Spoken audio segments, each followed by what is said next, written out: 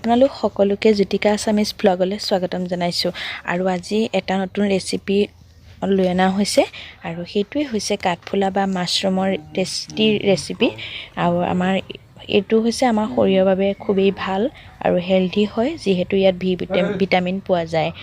প্ৰথমে মাছৰুমখিনিনো কেনেকৈ বনোৱা হয় তাকে মই কওঁ।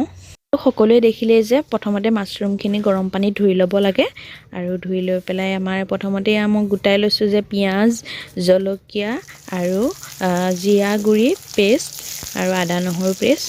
প্ৰথমতে কেৰাহী গৰম কৰি সকলোৱে জানেই পিঁয়াজখিনি তেলত ভাজি থকা হৈছে আৰু ৰঙচুৱা হোৱালৈকে ভাজি থাকিব আপোনালোক সকলোৱে। 1 মিনিটৰ কাৰণে মই ভাজি লৈছোঁ। অলপ সময় ভাজি লোৱাৰ পিছত মই আদা নহৰু পেষ্টটো দি পেলাই অলপ সময় ভাজি থাকিম আৰু আনফালে মই এটা বিলাহী মিক্সিত দি লৈছোঁ আৰু বাকী থকা মছলাখিনিও তাত দি দিছোঁ। জলকীয়া দুটা কাটি লৈছোঁ, কাটিও জলকীয়া দুটাও তেলত দি লৈছোঁ আৰু বিলাহীখিনি মই মিক্সিত পেষ্ট কৰি পেলাই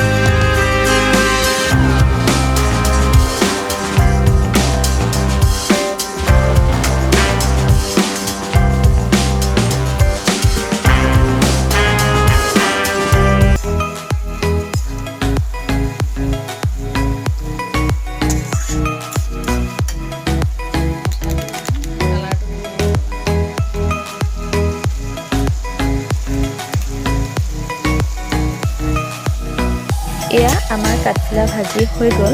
এতিয়া শেষত গেছৰ ফ্লেমটো অফ কৰি দিব। আপোনালোকে ৰেচিপিটো এবাৰ ট্ৰাই কৰিবচোন আৰু কেনেকুৱা পায় শেষত কমেণ্ট কৰি জনাবলৈ মোক নাপাহৰিব। আৰু শেষত গৰমে গৰমে মই পৰিৱেশন কৰিছোঁ আৰু সকলোকে মোৰ ধন্যবাদ জনাইছোঁ।